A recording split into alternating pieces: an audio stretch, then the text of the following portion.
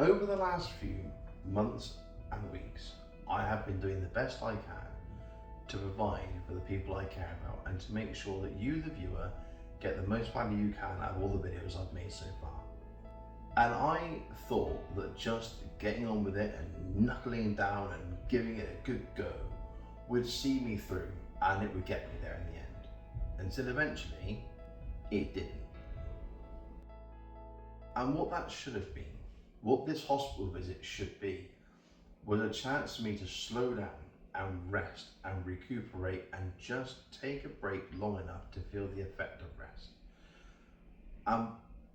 When I was admitted on Thursday, rather than do that, the first thing I did was get hold of my partner and say, I need my laptop in hospital, I need to be doing something. It's not like I was beating myself up into working, I just didn't know how to stop. And the more I've thought about it over the last few days, the more I've realised that it doesn't just apply, when I say about the not knowing how to stop, it's that pressure, isn't it, to be always putting other people first and always trying to find ways of making their life better or providing for them or helping them.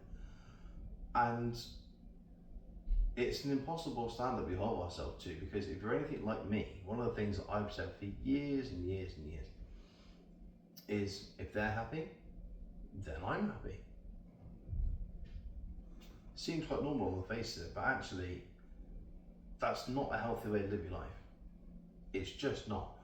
Because when you are not defining your self-worth by their happiness, but you are putting your health and your needs behind everybody else all the time, you're bottom of your own list all the time, what ends up happening is you don't leave any space for yourself.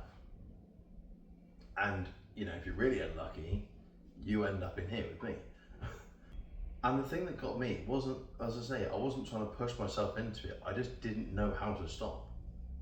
I hadn't learned how to rest and be okay with that. I hadn't learned how to rest and be okay with that. All I'd ever known, or certainly all I've known for the last few years, is keep going. Because if I stop, if I'm not looking after my family, there's no one to do it for me.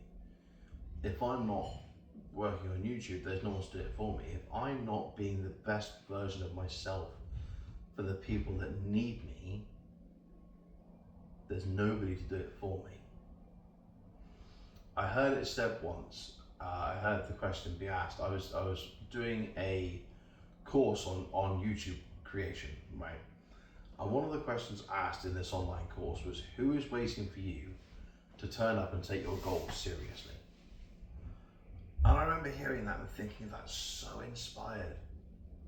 That's such a good point. Like, nobody, me, I'm waiting for you to take up, turn up and take my goals seriously. That's me, I need to be the one to do it. And it lights this fire of action. And you think like, yeah, I'm gonna go do that now. I'm gonna go and write this script and make this video, it's gonna be fantastic. And then when I've done that, I take my kids to the park and we'll do all this stuff, and then I'll come home and make tea and, And the standard of constantly being on is a standard that nobody can do forever. Nobody can do it all the time. And a lot of the people out there who make videos similar to this, they talk about rise and grind, and that's just not the done thing. It shouldn't be how people live their life. If that's how you operate and that's how you get by, okay, fair enough. But that's what I was doing off camera. That's how I was trying to operate. I was trying to be the person who did everything to make the life of everybody I knew and cared about easier. I would get up in the morning at stupid o'clock when my 2-year-old woke up. I would then get my son up to school, get them both sorted, do all the housework, not get my partner up, let her sleep, get my son to school, come back, carry on. All of the meantime, I'm like thinking about YouTube videos to do. I'm like trying to edit, make thumbnails, and it wasn't sustainable. It wasn't sustainable. And like I say, being in here should have been the moment that I realised I needed to slow down. As you can see, filming in the family room of the hospital, I did not do that. I still, even now that I've learnt my lesson, I still haven't worked out how to do that. Because we can know that we should take time and slow down and not constantly be going mad. But actually, you think about it, it's one thing to be told that. It's another thing entirely to actually do it. While I've been in here, I've been trying to, not so much find meaning in being in hospital, but trying to, effectively trying to work out what video I can make while I'm here. And there was videos I had planned before I came in hospital, and basically I couldn't do them while I was here. And I was getting really, really cross and really upset with myself, because it's like, why can't I just go home and carry on working? Which, if you're admitted to hospital, is not what you should be thinking to yourself. And like, my family are going, just shut up and get better again. But I wasn't having that. And then I saw this sign out on the stairwell, and it said, the standard you walk past is the standard you accept. The standard you walk past is the standard you accept. And I think there's something really profound in that, because the way I saw it and felt it to start with was that it made me think, like, if it was my partner, if it was my wife in here, if it was my mum or my dad or my kids, and they were in hospital, and they were like, but I want to be doing stuff, I'd almost be cross with them. I'd almost be cross with them for wanting to do stuff when they should be resting. But then when it was me, it's not like I had to do something, but it's not like I was forcing myself to do it. I just didn't know how to. It's like I had to be doing something all the time. I can't just sit down and do nothing. It's infuriating and I hate it. And it is. And I think the thing is that we naturally allow others to struggle. Or we naturally allow others, especially if we care about, we allow them to take 5 minutes. Like, if I know for a fact that my partner, if the kids are having a bad day at home, neither of them behaving themselves, and my missus is like getting really fed up with it, or just getting overwhelmed, I'll be the first one to be, yeah, go and have 5 minutes, go and stand outside, or go and talk to your mate or whatever it is, and just, you go have a bit of time, I'll sort things out in here. But actually I find it really hard to ask for that time. Even when she's offered me that time, I'm like, no, I'm fine, I'm all right, I don't need that. I just need to keep going, right, and I'll get there in the end. The standard we walk past is the standard we accept. Then it hit me, a day or two later, that this applies perfectly to calm as well. If somebody we care about, or even a random person in the street, is struggling to stay calm, what is the one thing none of us do? None of us go up to whoever it is. If it's your partner, if it's your parent, if it's your child, if it's your sibling, if it's a complete stranger, what's the one thing we don't do? Not because it's rude, because nobody does it. Nobody walks up to whoever that is and goes, you should be staying calm, You need to just get on with it, and you're letting everybody down, and the people around you need better for you than that. And actually, you're letting them down. You know that? You're letting yourself down, you're letting them down, it's not good enough. If I was struggling in the street and some random person got me and said that, I'd have a right go at them. I wouldn't put up with that for love or money. Who are you to tell me that? But then when it's us, when we are the ones struggling to stay calm, we tell ourselves these things, that But we know better. We should be being better than this. People need us, they depend on us to be better than this. And actually, if we're not being better than this, there's a whole host of consequences coming. The disappointment on people's faces when we can't stay calm. Just visibly seeing people upset because we didn't control our actions. Or even because we couldn't keep a straight face and a smile on when they were talking to us. And it's not just the effect it has on them, it's the effect it has on us too. Because this is something else that I don't hear anybody talk about, is that if you reacted badly and upset somebody, if it's someone you care about, that upsets you too. But I've never heard anyone once say, sorry, can we just talk about what happened a minute ago, because I know it upset you and I'm happy to talk about that, but it actually upset me as well and I'd like to talk about that too. I mean, we all feel it.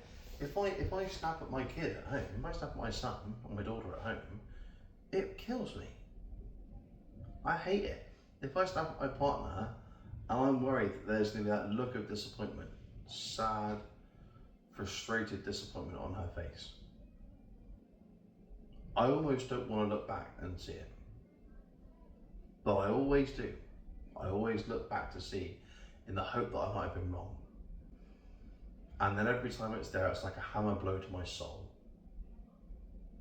And I don't talk about it with her, because I feel like I have no right to. Because why should I, the person that's just upset her, have any right to go and say to her, by the way, I'm also upset because of what I did?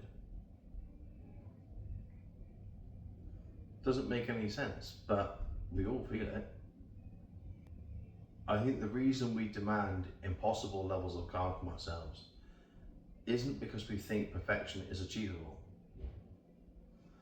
I think the reason we demand impossible calm from ourselves is the consequences of not doing that are unbearable.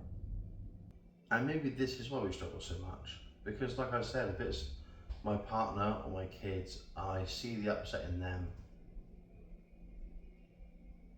You can't know the damage unless you've been there yourself. Seeing them upset because you reacted badly hurts more than 100 bad reactions towards you from somebody else. Because when someone else is reacting to you, you understand it. And because they've reacted to you, you're in the unique position to go, honestly, don't worry about it, I get it, it's fine, we'll talk about it and move on. Well, that's how I try and approach it anyway. But when it's someone else and I've done it to them, I am helpless. At that point, I am powerless because I can't control how they feel about that. I can't control what they do with that feeling.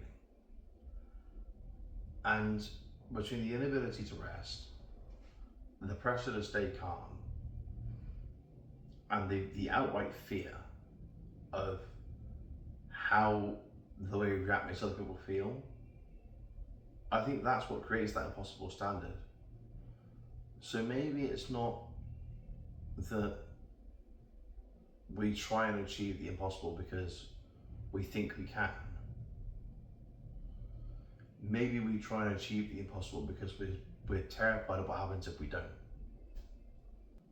I want to leave you with this idea.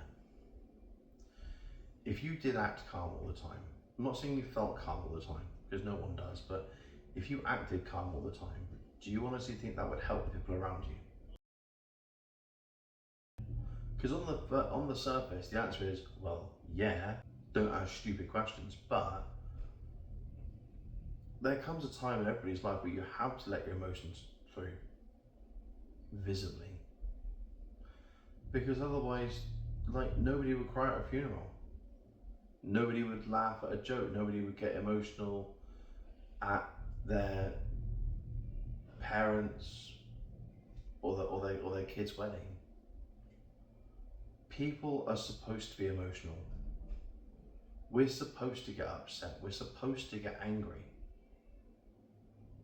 And if you try to act like nothing ever bothers you, every time you do that and it's not true, you are shutting part of yourself off from everybody that around you that you care about.